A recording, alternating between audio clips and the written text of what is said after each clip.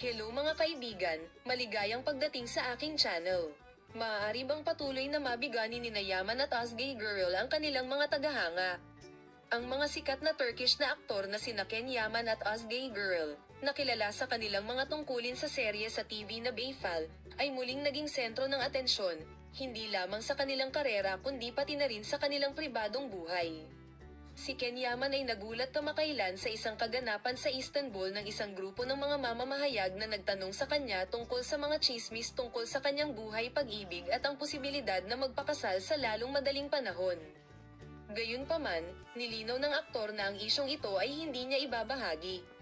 Hindi inaasahang pagtatagpo habang papaalis si Ken Yaman sa isang marangyang gym, sinalubong siya ng isang grupo ng mga mamamahayag na naghihintay na makakuha ng isang espesyal na pahayag mula sa kanya. Pinili ni Yaman at Özge Gürel na huwag gumawa ng pahayag tungkol sa kanilang relasyon at inilihim ang kanilang relasyon. Manatiling nakatutok sa aming channel para sa galit, tiwala at mga post ng Ken Yaman, Palem.